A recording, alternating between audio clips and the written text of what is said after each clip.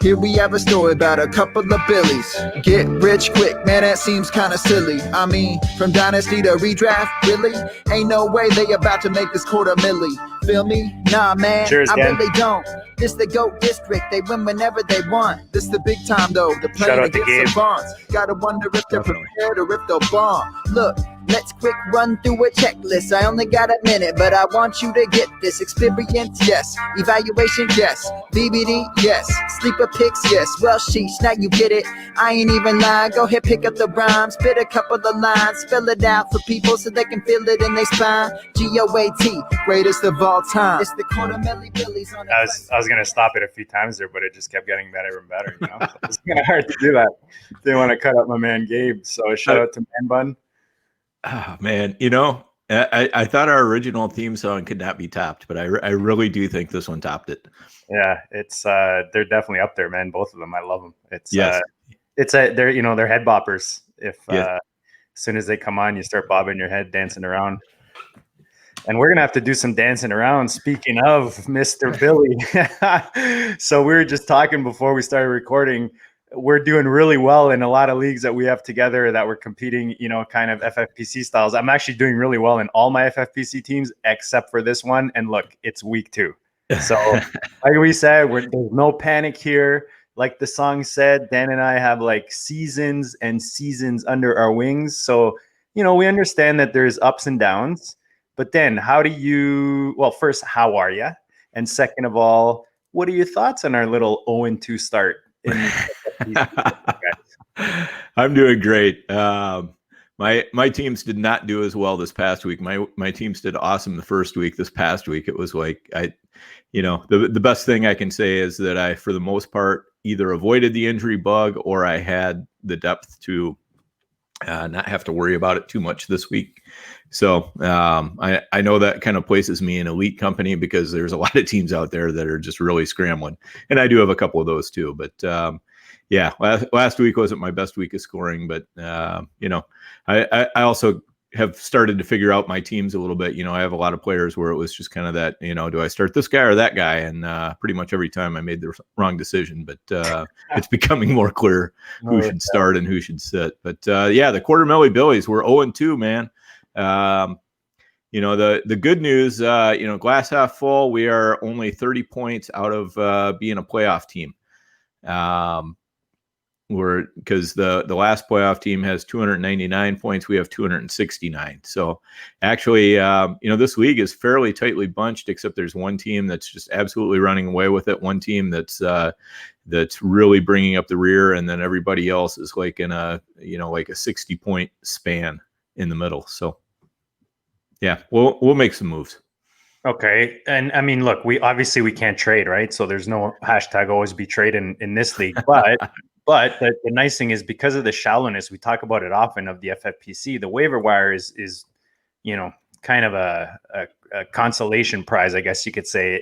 There's a lot of goodness there. There's a lot of riches in there if you do some digging. Sometimes you don't have to dig that much. Like I'm in some leagues and I'm looking for tight ends, and there's about 6 options right now that I'd be really happy with, So looking at the roster we have, let's maybe go by position just to make it easy. Our quarterbacks are Stafford and Minshew. I think we're pretty good there, and great call by you on Minshew. You were all over that in the off season, and he's definitely paying off right now. He put up almost 30 points last week.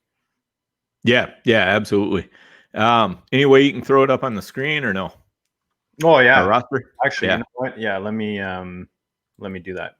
Okay, that'll maybe help the listeners out, or the watchers anyway. Yeah. Probably won't help the listeners out at all, but no, I'm still getting used to this video thing. But that's a great call. Let me just share my screen. So while I'm doing this, why don't you go? Quarterback, like I said, we're settled in. So I don't know, go tight end, go running back. Just maybe start discussing a position and where you see that maybe we can go on this waiver wire. Okay. So then at running back, we've got Kamara, who's obviously a lock start. And then we have Zach Moss, J.K. Dobbins, Cam Akers, Phillip Lindsay. Those are running backs. And as you can tell from that list, 2 of them are absolutely not playing this week. So we are definitely feeling the pinch a little bit at running back right now. We do have some guys I like long term, but getting good running back points is going to be a little bit difficult. Then wide receiver, we got Kenny Galladay, who has yet to play a down for us, so that's going to help us out when he finally plays. We got DJ Chark, then we've got Devontae Parker, and then we start getting into, again, some weaker options. We've got Russell Gage. I like him a lot. Chase Claypool, Mecole Hardman, and Brashad Perriman, Scott Miller, Paris Campbell. So we have some guys who are injured or out there as well. And then at tight end, we have really we're playing both of our tight ends, and I feel really good about where we're at tight end because we've got Mark Andrews and Jonnu Smith, and those are like two of the top tight ends in the FFPC format. So I feel great about that. We feel great at kicker. We have Justin Tucker. Our defense is the Saints defense, so we feel real good about that. So really what we're looking at is we gotta kind of get things figured out at running back and wide receiver, or we've got to add another tight end that we think can help us out, and so we can be playing tight ends in both flex positions sometimes. All right, let's start with tight end just because I feel like that's across the board. Again, because of all the options right now, it's we talk about it often when the way the FFPC works is you can go top heavy. You can have your Kittle or your Mark Andrews and then hope you hit on, maybe the second guy you draft or whatever, but you're never really stuck at that position. It's similar to the cute quarterback position where, maybe your quarterback too isn't necessarily Minshew. Maybe it was Tyrod Taylor or something. You usually have options, this being a 1 QB.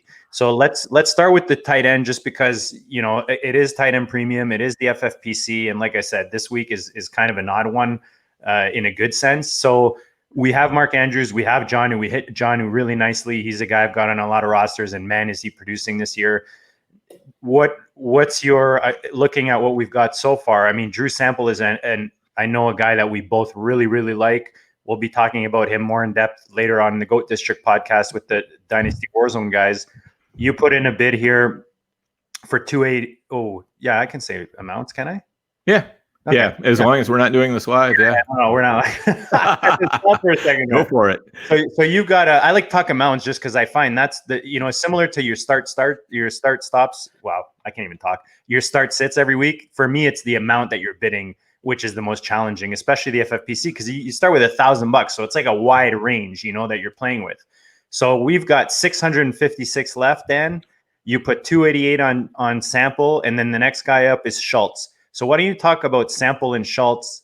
I know you kind of mentioned that Schultz is probably the guy that most people are going to go after, but you think that Sample's the guy. Yeah, I do. I mean, I think I think most people are going after both of them. I think Sample's probably more likely to pay off his cost, which is why I'm willing to pay more for him. 288, I honestly don't know that we can get Sample for 288. I don't know that we can get Schultz for 188.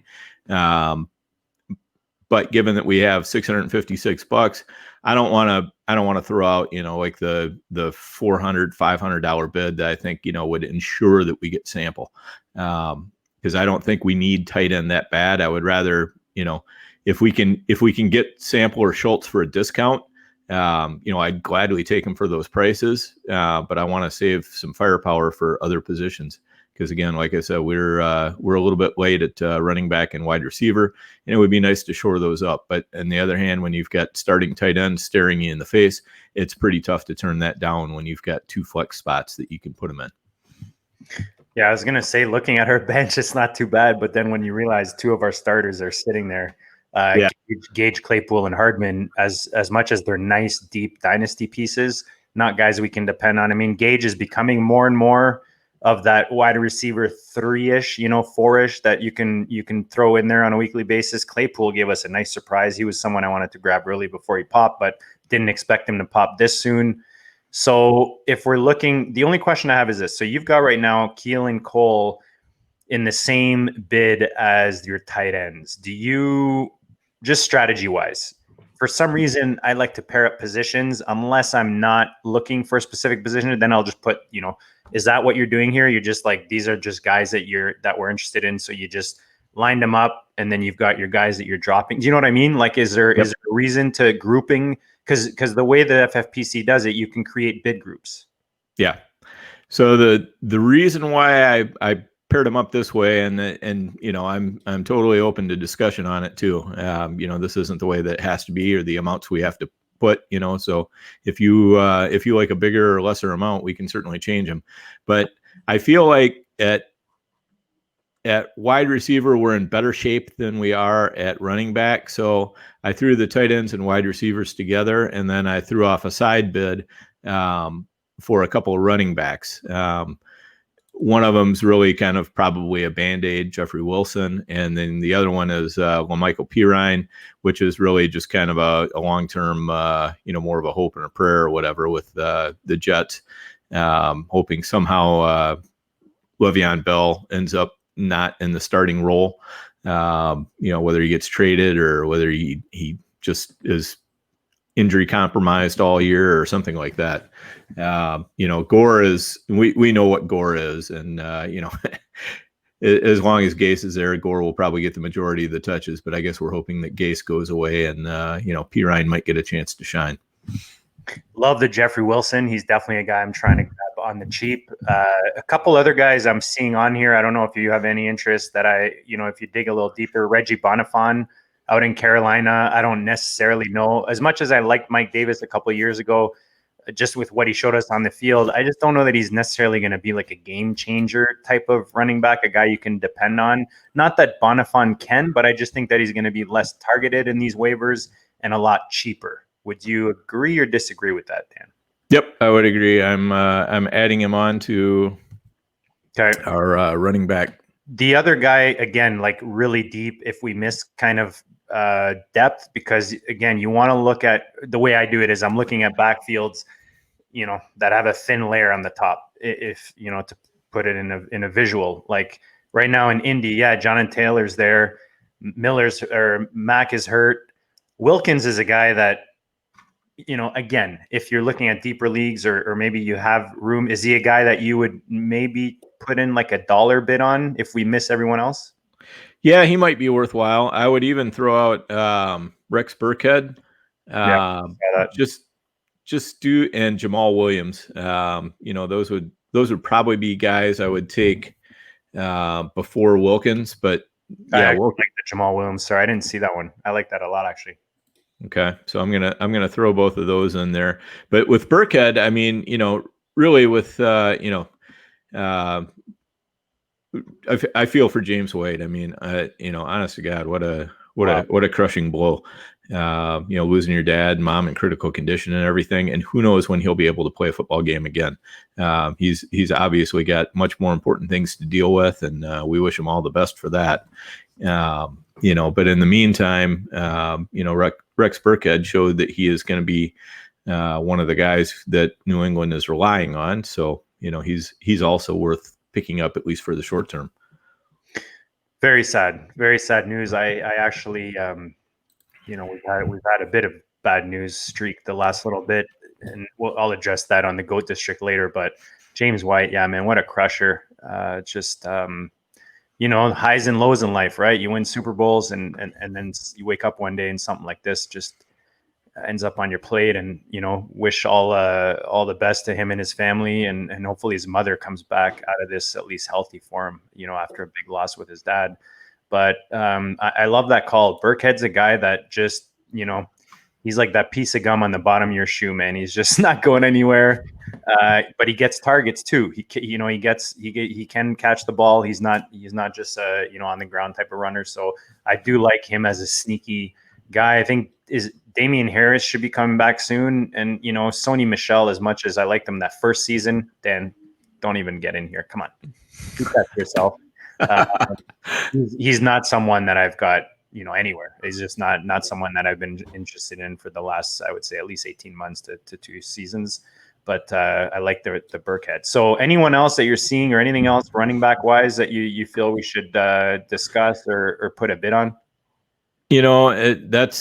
about what I'm seeing as usual in the FFPC. Running back turns into a wasteland. I mean, we could put a bid on Gus Edwards. We could put a bid.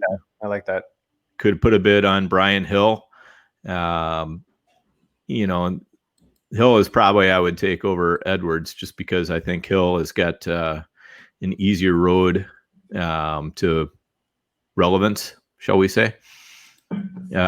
Because Gurley has just not really looked all that great so far this year. Yeah, he hasn't. And the question I have is this, though, and I know with running back it's not as prevalent. Coming into a new offense, no off-season training camp, all that kind of stuff. Do you think that's what's happening here? Or you think it's just this is what we're going to get out of him at best? I think it might be a little bit of both. I mean, I certainly think that it's too early to say that Gurley is no good anymore or anything like that. The main thing is just there. We have a lot of touchdowns that have been getting scored by Calvin Ridley rather than Gurley. When you're scoring from ways out, it makes it harder for the running backs to score.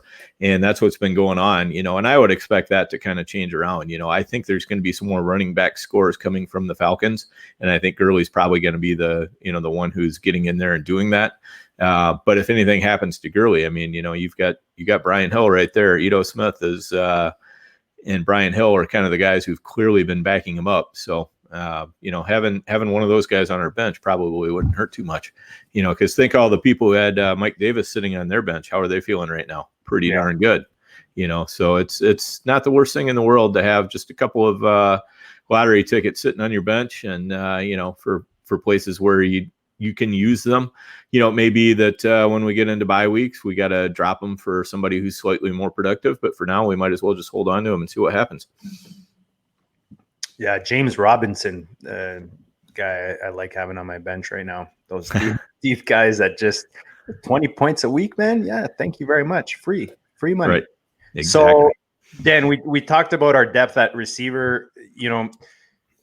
We had our studs in Galladay and Parker, not necessarily a stud, but he was someone I figured was really undervalued in the offseason, just where I ranked him versus where he was going, the opportunity, what he showed us last year. Yeah, he's a late bloomer, but again, he showed me enough to solidify his spot as like a maybe back end wide receiver 2-ish.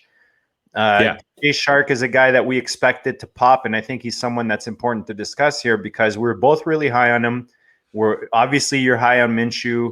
This offense is going to be launching the ball. They're not a good team just overall. So there's you've got that whole garbage time factor. Having said that, they've won a game. It's that thing, right? Yeah. Won a game. They've shown that they can play. They can play ball. They're not just going to be run over every week. And like we say it often, do teams really throw in the towel in the NFL? People have jobs to lose. So what are your thoughts on Shark and just in general? Like, what are your thoughts on his value right now? Is he someone that maybe you're buying because he's underperformed? Or do you think that his time is not going to come maybe necessarily as soon as we thought? I think he's definitely underperforming right now, and that makes him a good buy. Speaking more in the dynasty sense, obviously in the FFPC, the Football Players Championship, there's no trading, so there's no buying or selling. But I have better hopes for Shark moving forward, just because he hasn't gotten as many targets, and we know that he's been a little bit injured. He's got a chest problem going on right now, and that's probably hampered him a little bit. And there are going to be, just times where this offense has to throw a little bit more. They've been lucky the first 2 games where they've been really kind of right in it. And so they've been able to keep a balanced attack. But I think there's going to be times where they can't keep that balanced attack going as much anymore. And Chark is going to be a much bigger part of the game plan. So I like having him. And I think Devontae Parker, we saw what he did against Buffalo, which is a pretty tough pass defense. And he got 16.3 points against them. So feeling good about him. So we've got some good players we can pop into our lineup to replace some underperformers right now. So with the receiver position, usually what I do is I'm looking at my bottom two guys and I'm seeing who's on the waiver wire. And if I mean, you've got Keeling Cole in our bids already. Guys that I, just kind of scrolling through. Isaiah Ford is a guy I really like. Obviously we've got Parker. He put up 7 for 77 last week. He's someone that I was saying, like in those deep MFL type leagues, you buy him, as depth. But I wouldn't be surprised if this guy ends up being the wide receiver 2 in Miami by the end of this season. Having said that, FFPC depth, not someone I'm probably investing at this point. Quintez Cephas, I know as a guy our boy Noah was really high on, and you'd think with the opportunity there, Galladay's coming back, and you hope this offense can turn it back around. But I don't know. I'm not really seeing anything. You've got guys like Van Jefferson, like the rookie hype type guys that coming into the season. We grabbed one in Claypool, and he popped nicely last week. Is there anyone you're seeing right now that we haven't bid on that maybe you missed on? The other one I added in, I went ahead and added in Isaiah Ford, and I also put in Darnell Mooney from Chicago. He has been acting pretty much as the wide receiver 2 there to Allen Robinson's wide receiver 1. For whatever reason, Anthony Miller seems to be kind of on the outs there in Chicago, at least to start with. I don't know if it's just that Trubisky isn't real comfortable with him or exactly what the deal is, but Miller was a guy I had some pretty high hopes for at the beginning of the season, and they just are not coming through right now. Whereas Mooney is doing a little bit more with his opportunities. So I would say Mooney is a good guy. I got him back in at the back end of it, just as a $1 guy in case we miss on everybody else. So with Perriman's hurt right now. He's probably a couple weeks away from coming back. Campbell's on IR. So as much as I love Campbell, there's no way that a team that's sitting in 10th place should be holding on to a Paris Campbell who may not be back all year. So sad. Yeah. I had a nice signed mini helmet behind me there that I thought we might do a draw for this season, but maybe we'll have to keep that for next year because I don't know if anyone's going to be, excited to get an injured guy's helmet. But apparently, that's a draw we have to have on the first week. So yeah, true. So, all right, you know what? My last question, just sticking to $250,000 Billies, and maybe we'll move over to our higher stake leagues buy-in. But you seem to end your digits on an 8, and I used to I like to use the 7. Is there anything behind that? I just mean like you bet 188, 288, 58, 58, 38. Yeah. You bet like 37, 57. Because I figure like most people do like a 5 even number. And then if someone goes 1 above that, then I'm 1 up. But then you're 1 upping on me. That's right. What's your? I want to know is that the logic? That's the logic. Okay. All right. The logic is that some people will go 1 up with 6. Somebody else will probably go 1 up with 7, but 9. I'm one of the few people who will go 1 up with 8 on that with 8. So, then of course you're only $2 below the people who are going another $5 more, but you gotta stop somewhere. So, I like the 8s and the 3s. All right. And 8s are lucky. So I'm not going to argue. There you go. All right. So let's set our starting lineup real quick too, while we're here. Oh, I like that call. Yeah, let's do that. All right, let's move Shark, obviously. Or Campbell. Sorry, I meant Campbell. Yeah, we can move. So I think for sure Galladay and Parker. I mean, we assume Galladay is going to play for now, right? Well, you mean we're praying that he plays? Yeah, that's what you mean. But what I Parker we know is going to play, and he's playing tomorrow night. So I think we put Parker in place of Paris Campbell. Yeah, in the wide receiver slot. And so I've got Kenny G and Parker as our 2 receivers. You always want to, again, just mini strategy talk here. You want to put your earlier games in the position spots and then your later games in the flex spots, just in case you need to maneuver replacements. So we've got Kenny G who plays Sunday at 4:25, and you've got Parker at Thursday night games. So depending on who we put in our flex, we might move Galladay into the flex, but for me, it's probably Russell Gage. I don't know about you. Yeah, I would say, we don't know who or what we might land. Oh, we should have Shark in there too, probably. We got Galladay, Parker, and Shark. Oh yeah, sorry, we have Miller in there still. All right, so Yeah, let's put so Shark in there. Okay. So we've got Shark, Devontae. Oh, why did? Oh, It's I probably think because we're sorry, dude. We're both. you do the stuff. I'll follow along. So No, yeah, it's all good. We're still getting used to this video thing, man. That's the thing, right? So DJ, Shark, Parker, Galladay, and then Jonnu in a flex with Andrews. I mean, it's hard to sit either of these guys, which is nice that we hit on Jonnu. So beautiful. yes. Yeah, this is good. We got Tucker. Tucker's been killing it. And how nice was that grabbing him early? Gives us a bit of an advantage. I mean, hasn't paid off yet, but hopefully this week.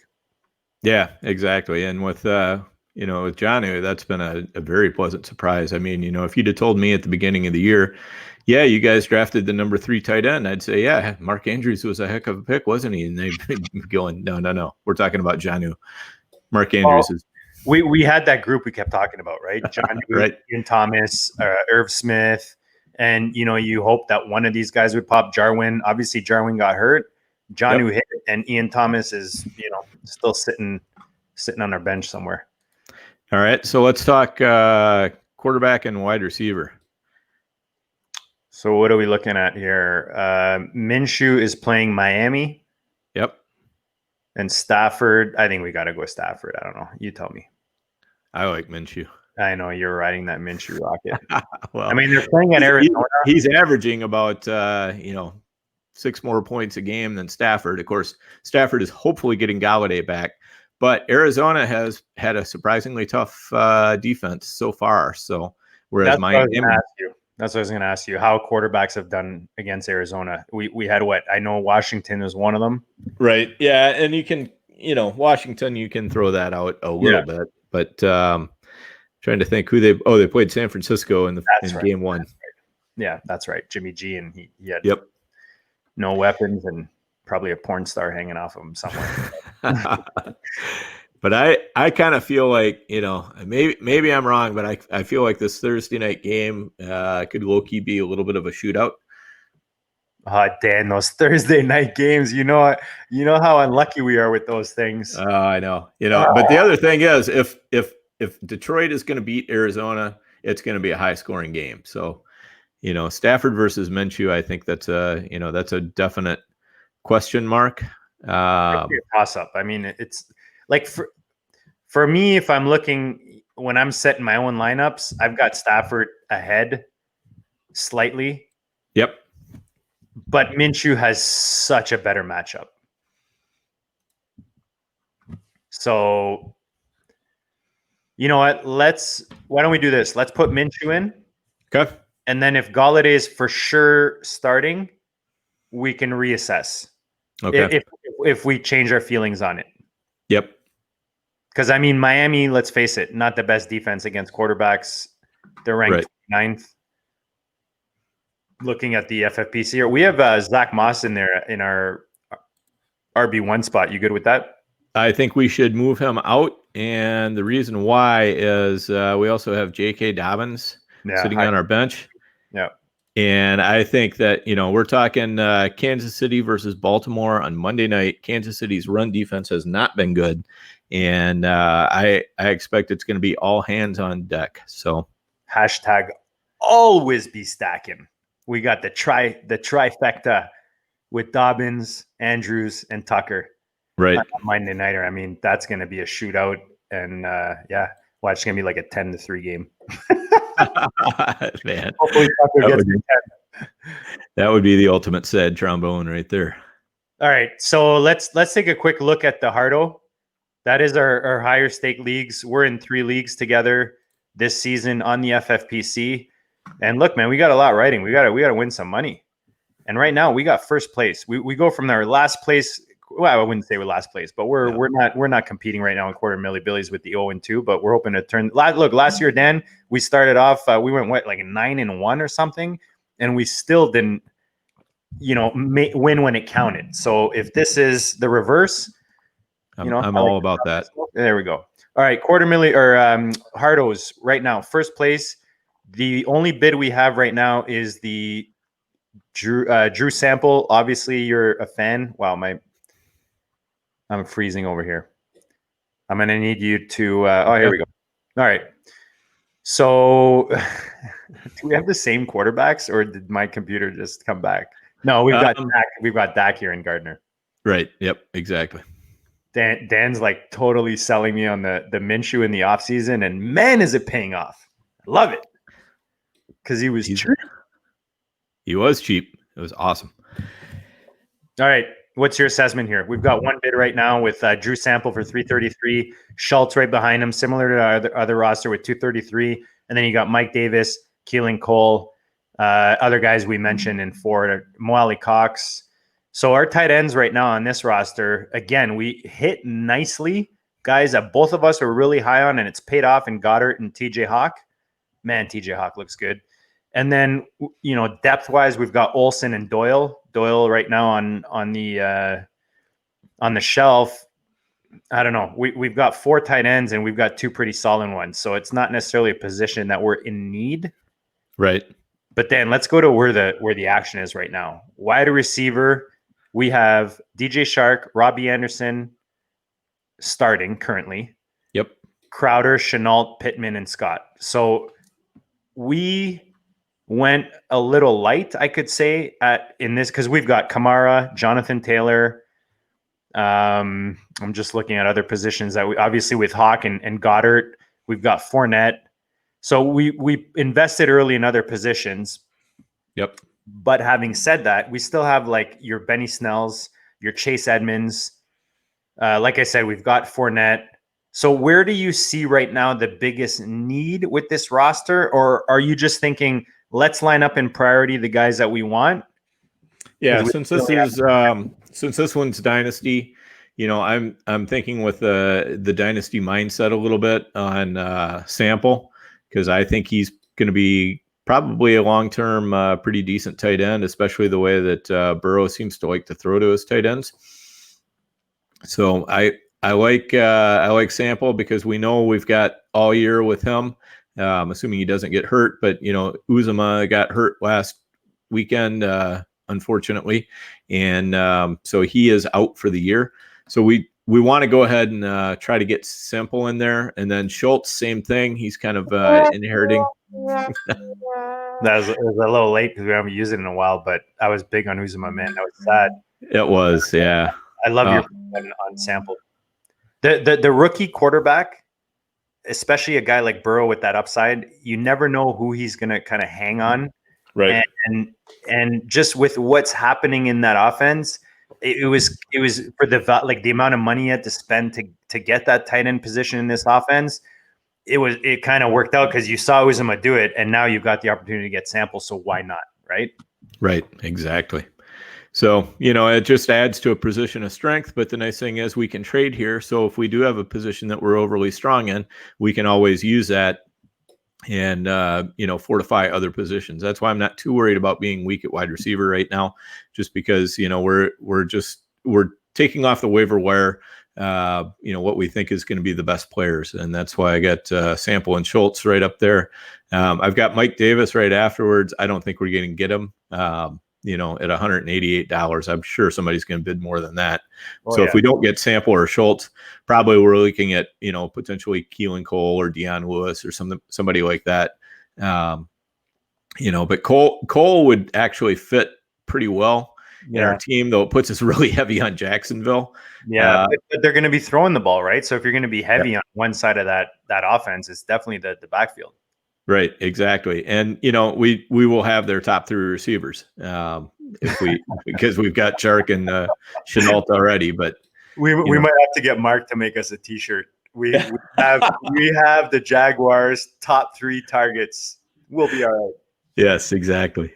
So yeah, and then most of the other bids are just cheapy. Let me ask you about this, just because again, like you said, we're kind of like really thin. The thing with this offense is, because it's dynasty, we invested in rookie receivers, which is not necessarily a direction I usually go, but I like the 2 guys that we got. And, you were big on Chenault. I was big on Pittman. We talked about it today, not necessarily guys that'll probably help us this year, like significant enough to be game changers. Yep. are there guys out there? Like I'm seeing a guy like Greg Ward is a guy that helped me down the stretch last year in some of my leagues, just because there was literally no one left in that offense.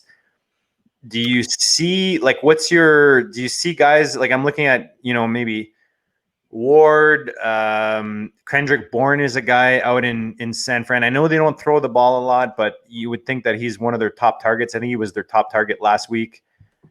Braxton Berrios, again, look, we're talking about like really bad offenses, right? That in New York, but we do have Crowder, and if Crowder is not playing, maybe a guy like Braxton Berrios, like he did last week, take some of those targets. I don't know. Isaiah Ford sitting there. It's tough, at receiver. There's not. Yeah, the way I look at it is those guys are probably going to be there every week. You know what I mean? Yeah. And so if we don't need to, I'm not high on them long term on their dynasty prospects, really. So if we don't need them, I would rather not roster them, because we're looking at giving up Scotty Miller this week. Ooh, what about Golden Tate? Is he out there? Yeah, I just noticed him there. I just feel like he's coming back. Oh yeah, he's for hurt. sure. Like for me, that's the type of guy that can fill in nicely as your wide receiver 3 or in a bye week type. Yeah, I don't know. I don't know how I missed him. I literally I was about to change the screen and I was like, "Is that Golden Tate?" Oh yeah, he's there. And that's why you want to keep scrolling him in. You want to keep scrolling down the FFPC because there's no real logic to the order. I guess they put them in their did they put them in their rankings or something like that? No, they put them in the total points rankings, but a guy like Tate who missed week 1, he's going to hang out a little bit further down. And for whatever reason, I did not see Tate there, but I would put Tate above. I would say probably above Keelan Cole. Yeah, I agree. How much you want to bid on him? Let's go to our team here. We got right now. I got him sitting between Mike Davis at 188 and Keelan Cole at 78. So, yeah, I mean, do you think he should move up above Davis? I do, just based on this roster. Because we've got Kamara, we've got Jonathan Taylor, we've got Fournette. I love having 3 studs and then having guys like Snell and Edmonds behind them. I feel like we're good at running back. Okay. Do we move him above Dalton Schultz? In this league, I don't hate it. Let someone else spend big on him. Because you still have 233 there, right? That's still a big chunk. Let's say it does win it. Well, if we move Tate up above him, then we need to figure out what we want to bid on Tate. And then if it's less than what we have for Schultz, then we need to. I don't know that Tate's going to be a hot commodity right now. Do you? Probably not super hot. Someone notices he's there like we did, and he's thinking, not too many other teams are going to bid on him. Something similar to what you're offering with Cole, or do you think you need more? Maybe a 98 since you like the 8s. I don't know. I would say if we're going to go 98, we should probably nose over 100 a little bit, go like 118 or something. Let's do it. 18 is my lucky number. Let's do it. There you go. All right. So then I'm going to put Tate's a nice piece to have, man. He's just a nice when he's healthy. Mm-hmm. And we know Sterling Shepard isn't. So another reason, man, that was another. It's like every time I turn on my laptop or go on my phone, there's like a new guy on my roster that's been hurt. It's like, oh yeah, man, it's crazy. I mean, it's like you spend all day Monday finding out what you already knew, that that this player's done, this player's done, this player's done, this player's done, and so you deal with the heartache of Monday, and then you get to Wednesday and it's like that's the day the other shoe drops, and all of a sudden you find out, oh, this player's not practicing and he might not play this week. This player's not practicing and he might not play. This player's going for surgery and we didn't know anything about it, So yeah. Dan, selfish question here. So my 500, which I'm in first place right now, and I'm like, I want nothing more than to win this. I finished in, I think, second or third last year. So I've got Kittle obviously at tight end and he's hurt. I've got Jared Cook behind him. So I'm pretty good. And I'm pretty just quick, like Josh Jacobs, Miles Sanders, Devontae Adams, Diggs, whatever, Gallup, whatever. So I'm good at receiver. I'm good at those positions. Looking at the tight end, I'm looking at Schultz, Mo Alley Cox, Drew Sample, and Jordan Reed. As a Kittle owner, this is my question. As a Kittle owner, do you prioritize Reed, or is it similar to a handcuff at the running back position where you rather have a tight end on another roster that you can play at the same time if they're both popping? Yeah, I mean, I think Simple and Schultz, just for that reason, have to go in front of Reed, because I think both of them are going to continue to be good plays this year. So, okay, yeah, I think that's probably the way that you want to go. All right, that was my one strategy question for FFPC again, because it's tight end premium. And I'm not a handcuff guy just generally, just in general with running back or anything. And I was thinking that's probably going to cap my upside if I grab a guy like Reed. Yep. Okay. For sure. All right, cool. Should we take a quick look? I know we gotta start the regular Goatcast soon, but should we take a quick look at the pros versus Joe's Superflex Dynasty? Yes, sir. I'm just putting in some quick bidaches here. That's German for bids. You were saying Mo Alley Cox you think is a temporary fix. Yeah. Is it just like Doyle comes back and he disappears, or do you think with Campbell gone he might actually work in a role? I think he might work in a role.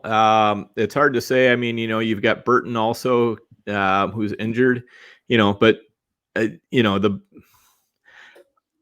with Cox, I think you've got the production there right now. It could possibly continue in the future. You can't say for sure it is, like Schultz or Sample, but it's definitely more likely to continue than it is for like Jordan Reed.